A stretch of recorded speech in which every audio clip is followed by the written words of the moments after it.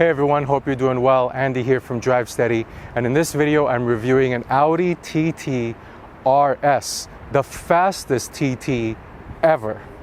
Audi released the TT in 1998 and it was a breath of fresh air because of its unique styling, cool factor, and punchy engines. It was actually pretty well received. It won several car awards such as the North American Car of the Year in 2000, along with ending up on Car and Driver's 10 Best list for 2000 and 2001. Now fast forward to 2020, the TT is now in its third generation. It looks better and performs faster than ever. Audi gave the TT a refresh in 2019, making it look more aggressive and sharper, but it's not all just good looks here. The Audi TTRS accelerates faster than the following cars: Shelby GT350R, any version of the Porsche Cayman and Porsche Boxster, any version of the M2, M3, and M4 from BMW, and finally, and hard to believe here, this car accelerates faster than the base 992 911 Carrera. So the TTRS is definitely a fast car. So in this video, I'm going to give you an overview of the interior, exterior, and driving dynamics of this TTRS and share my thoughts on if this baby R8 deserves more attention than it gets.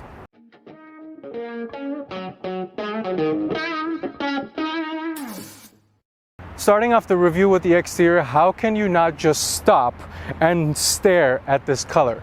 Audi calls it kyalami green, and it's sprinkled across their other cars, but it looks especially good on this Audi TTRS.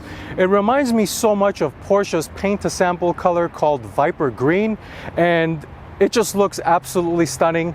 I'm a sucker for nicely executed green color exterior paint, and the TTRS with this kyalami green is nicely executed. Now moving along to the headlights, and this is where Audi has become more and more popular recently with their headlight design.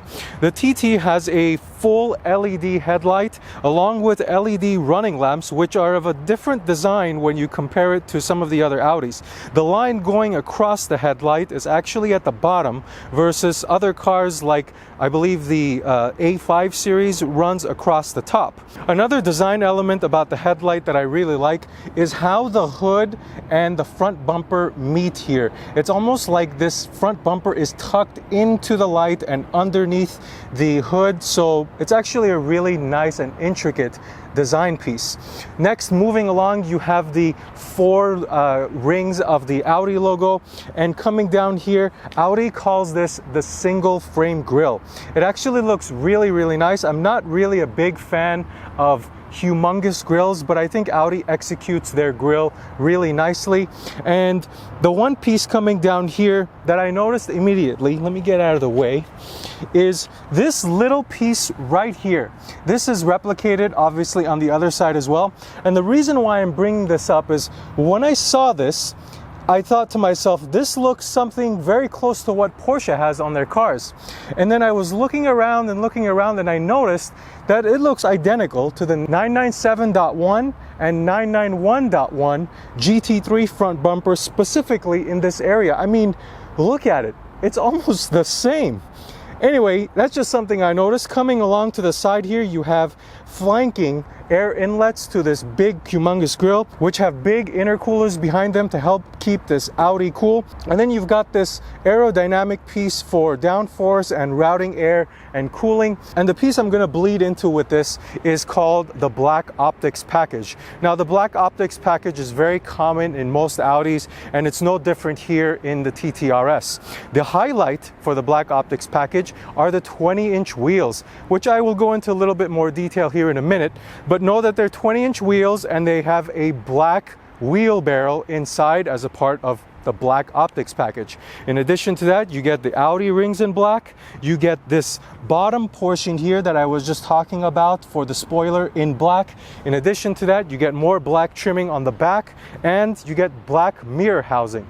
So I believe that the Black Optics package flows with the nature and the design of the TTRS much better.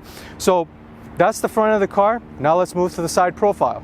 All right, now we're on the side profile of the TTRS, and the thing that jumps out at you immediately are these wide front and rear body flares. I think a sports car or a sporty oriented car should have wide front and rear fenders, and I'm glad to see that Audi is giving the RS treatment with these type of characteristics. In addition to that, another cool element is that the TTRS has a aluminum gas cap.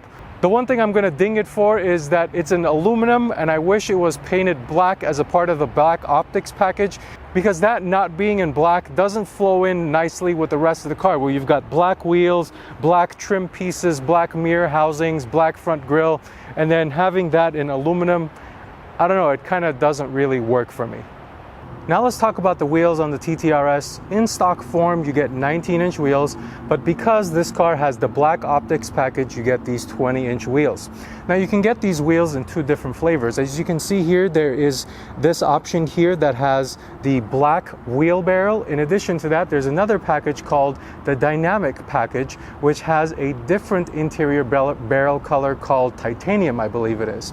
But if you got them both, you end up with the black optic package kind of taking precedence, and you get a black wheel barrel. So about these wheels, they're 20 inches on all four corners. They're 20 by 9 inches in length in all four corners. Now let's talk about what's wrapping the wheels. They're Pirelli P0 255/30 tires on all four corners. Going inside the wheel barrel, you have absolutely massive brake rotors, 14.6 inches in the front, and get this, 8-piston brake caliper. Of course, it's designated with the RS logo with a red brake caliper, and it looks absolutely fantastic. In the rear, 12.6-inch brake rotor with a red brake caliper as well. All right, now we're on the rear end of the TTRS, and the first thing I want to talk about is the highlight back here, and that's this wing. It's painted in this beautiful green color, and flanking it are these two aerodynamic pieces which are painted in black, which I believe provide a really nice contrast to the green paint. It's on a two-post design, which I really like. Some manufacturers like to put a third post here, which I'm not really a big fan of. I think the two-post design is the cleanest. Then you come down as a part of the black optics package. You have the black Audi rings and the blacked out TTRS logo. And separately, let's come and look at these tail lights. Now Audi has gotten really good at doing headlights, but their tail light design is actually really good as well. These are all LED, and if you wanted to take it even more over the top, Audi is offering a OLED light for an additional $1,600. That looks cool, but I feel like your money is probably better spent somewhere else, because this standard LED design looks really, really good. Now the next thing that's probably the most surprising thing, at least for me, about the TT is the trunk space. Now to open the trunk, there is a button on the key here. There's a button on the inside. In addition to that, there's a little pad up here underneath the Audi logo. You press that and it pops right open. And as you can see, there is a lot of storage space in here. And this is with the seats folded up. You have the ability to fold both seats down, and there is a massive amount of space in the trunk here for this TT. Now the thing I'm going to ding the TT for is that it doesn't have a grab handle to pull it down. The C8 Corvette, the AMG GTR all have a grab handle if you're particular about not getting your fingerprints on the car, but in the Audi you kind of got to do something like this and pull it down, and even then you can see that my fingerprints or my palm is getting onto the paint of the car. Now moving further down, let me actually come over to this side. It's a change of angle for you. Coming down here in the bumper design, you've got one vent on each side, and sadly they are fake vents on both sides, so it's truly just an aesthetic piece. And let's come down here. The next nice piece is the diffuser. I really like the diffuser a lot. It's painted in all black as a part of the black optics package. And in addition to that, the diffuser here, the air skirts are actually really nice. They look really aggressive without being too aggressive, if that makes any sense, in my humble opinion. And next, because this is an RS car, it does have the signature oval exhaust pipes, and as a part of the black optics package, these are painted in black as well. Now, as I'm about to get into, the Audi TTRS has a 5-cylinder engine, and if you ever wondered what a 5-cylinder performance engine's exhaust sounds like, take a listen.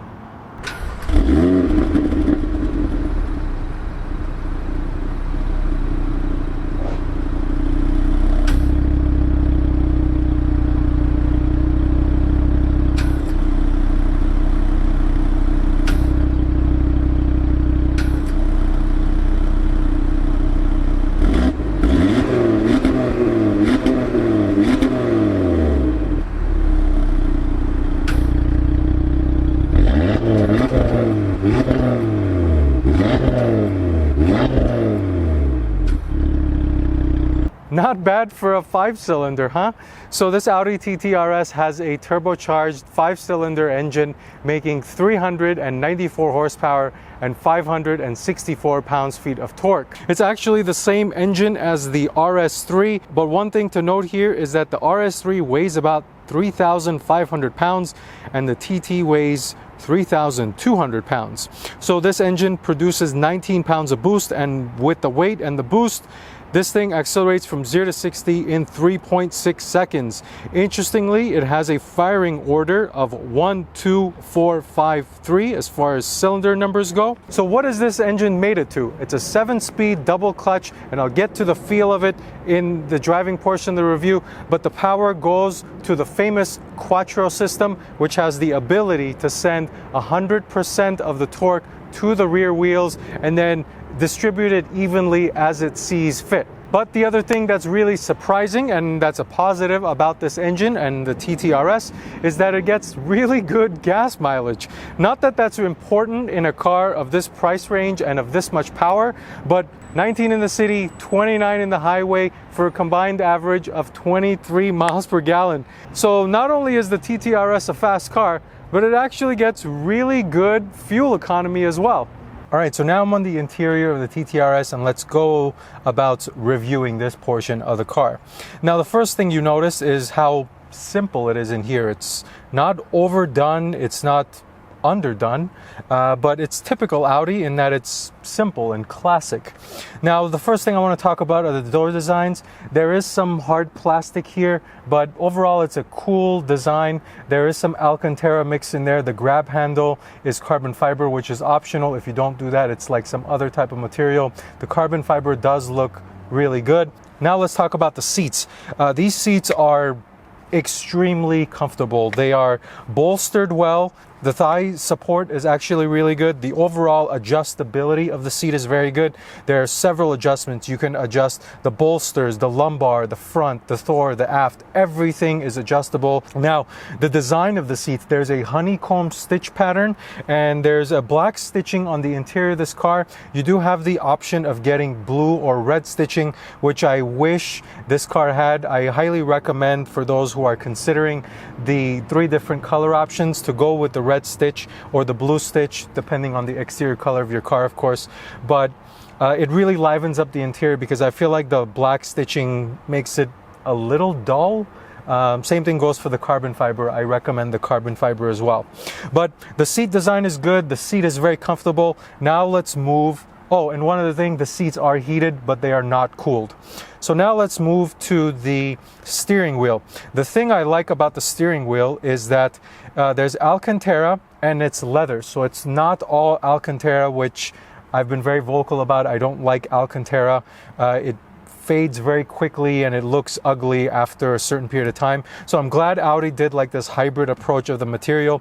It is circular, and then at the bottom it's flat bottom, and then you've got several buttons here that control the infotainment and your gauges, which I'll get to here in a second. But the 2 things that I wanted to talk about are the start stop button that's in red, so this is really cool, and flanking to the left is the drive mode selector, and you've got comfort, auto, dynamic, and individual. Now the paddle shifters. The paddle shifters are metal face looking, but the backs are plastic, so they feel kind of cheap, but the clicking sound of them is somewhat satisfying. You're not really going to get an experience type feel with the paddle shifters. And now let's move past that and talk about the gauge cluster, which doubles as the infotainment system in the TT. Because typically what you see is a center screen here in other Audi models, but in the TT, it's all integrated in this 12.3-inch full digital dash. And it takes a little bit of getting used to because the menus are deep. In addition to that, you've kind of got it intermingled with the gauges. I could see some people having a learning curve here, but there's essentially 2 views. One of them has the tachometer straight in the center with a digital readout of your speed, and then you've got flanking things to the left and to the right that you can toggle through, like your phone and your navigation and things like that. But the secondary view is the RPM and the speedometer go to the bottom left and the bottom right, and the map comes up, and you've got additional things. It's kind of like a flipped area where you have the primary of the RPM and the speedometer, and the secondary for all the other infotainment things, and then you have a second view that flips that priority around. You have the infotainment as the priority and the speed and the RPM as the secondary screens. But overall, the infotainment system is actually really good. It's got the 3D Earth design. It's got Android Auto and Apple CarPlay. The one thing that I was shocked about, I thought that the graphics would be much crisper. The resolution would be much better, but I feel like I'm starting to see some age in the graphics, and I'm surprised because this is actually controlled by an NVIDIA processor, and NVIDIA is known for graphics. So yeah, maybe it's just its age that's starting to show some signs here. Now moving over into the climate control system, this is probably the most unique portion of the interior in that it's different than any other climate control design that I've ever seen. It's basically all integrated into the vents. You have 5 vents, 1 on each side for the passenger and the driver, and 3 in the center that are basically shared. And in these 3 center vents, you have one that controls the fan speed, the temperature, and finally the direction that the air is blowing out of. So it's a really simple and integrated design. Now moving along from the climate controls, you have a row of empty buttons. There's really 3 buttons here. One turns the traction control off, 1 are the hazards, and 1 is the parking sensor. And moving down from there, you have the center console, and there's a lot of things to go over in here. But the first thing I want to highlight is the carbon fiber piece in the center here. It's actually really nice, and as I said, it's kind of dull in here, and this carbon fiber makes it look much better and highlights the interior. All right, so let's get into the center console here. You have a little storage area here that's deep but not very wide. I can see you fitting probably a larger size iPhone in here and probably some sunglasses, but it's a fairly decent size. Close that. Flanking that to the left is the exhaust mode button. Now this opens and closes the baffles in the exhaust, and to the right of that you have the audio control, so you can control your volume, you can change the tracks with this button here. The one thing that I found weird is why would they put this on the passenger side when I feel like you would be using this more often than the exhaust mode switch? I almost feel like they should be in reversed, ergonomically at least. Now let's talk about the shifter. So the shifter is pretty simple. It's got the RS logo up at the top with a metal piece. You pull it down for drive, and then you can kind of click it down and it puts it into sport. You can move it to the right and it will put it in manual shifting mode. Up is to shift up, down is to shift down.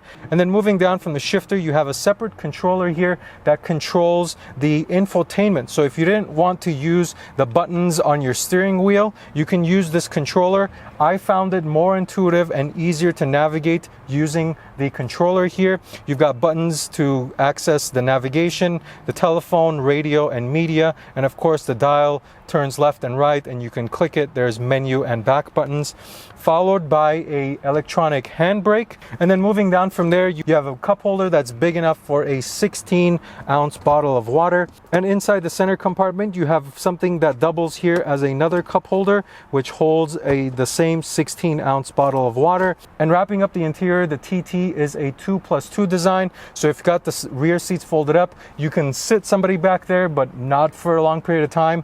Somebody with my body size, being 5'10", will not sit back there comfortably, at least for a long period of time. But it's nice to have it in an emergency situation, as it's adequate for that. But that was the interior. So now let's get on to the driving portion of the review. All right, so now let's start off with the driving portion of the review. And of course, let's look at the key. This is what it looks like. Let's see if it'll focus on that. It's not the greatest looking key. It does have a little bit of weight to it. It does have the RS badge there on the back, which is better than nothing, but I just wish this plastic piece here was all metal, just like the tip here. All right, next, visibility. Out front, visibility is absolutely fantastic. I feel like the hood doesn't even exist. I could only see a narrow portion of it in front of me, and it just completely drops down. So I really feel like I'm connected to the road. Now looking out the side, it's just as good as it is looking straight forward. My peripheral vision is very good. There basically is no B-pillar in the TT, so it's way far back, so it gives you like this fishbowl type of sensation. Same thing goes on the passenger side. There is no B-pillar there, or at least there is, but it's really, really thin. So there's excellent visibility over your shoulder on both sides, passenger and driver. Out back, the wing does not bother you whatsoever. The visibility out back is just as good. I have front and rear parking sensors. I have a rear camera. I have blind spot monitoring. So basically, visibility should not be a problem in this car whatsoever. All right, now that that's out of the way, the price of this car. The way this one sits configured this way is $75,000. Remember that, I'm gonna tie that in at the end of the video. But that's enough talking. Let's actually get to how this thing feels to drive. So put it in drive. I'm gonna start off in auto mode. And here we go. So the Audi TT has a adaptive suspension and it has adaptive modes. So as I'm flipping through the modes here, so I've got auto, dynamic, individual, and comfort. When I put it in comfort mode, it just feels comfortable. The steering wheel is actually pretty good because typically when you switch it into comfort mode, other cars, they just feel totally numb or they get too soft. But I don't feel that way in the Audi TT, so it's actually good feedback. But when I switch it into different modes, let me turn here, be able to switch driving mode. Now when I put it in dynamic, you can hear that downshifted and the steering feels a lot stiffer or harsher. But the steering feel is a little vague. When I give it inputs left and right, small movements, I feel like I can move it in a specific way where the car doesn't react at all. So this is completely opposite to the Nissan GTR that I drove a couple weeks ago, where that was really, really twitchy. Let me get this out of sport mode. Let me put it in comfort. So yeah, the steering is not the crispest or the twitchiest, but there is decent amount of feedback there. Now the one interesting thing about the Audi TTRS is Audi allows you to remove the dynamic dampers and configure it with a fixed suspension. So I'm not sure exactly what happens to your driving modes when you do that, but I feel like you would probably lose them, or they would only configure the steering and not much else. Oh, and the baffles as well. The baffles open up when you're in dynamic mode. So that's the steering and the suspension. Now, I think I've got a little bit of a straight road here. Let me put it in dynamic mode. Put it in manual shifting mode and turn on the straight road here. Nobody behind me, nobody in front of me. Here we go. Foot on the floor. Little bit of lag. Good feel. It feels good. There's definitely some lag there. I put my foot down and by the time the turbo spooled up, I felt like I was just waiting, and then it just went. But the feedback I've got there is it's fast. It's not a slow car, but I wish the four-wheel drive had a better launch in just manual mode. So here we go. So now we're moving a little bit. Now I'm gonna floor it. See, there's a little bit of a lag there. It's just going, but like when I put my foot down, there's like a second lag, and then like I feel like I'm being moved. But otherwise, once it's moving, it's pretty quick and yeah, it's pretty fast. So I don't have anything bad to say other than the lag of the throttle response or the turbo spooling up and then you taking off is a little lacking. So now let's move. Oh, it's downshifting by itself in dynamic mode and it blips the throttle. So, all right, so good job, transmission. So now let's talk about that transmission. Let me put it back into comfort mode.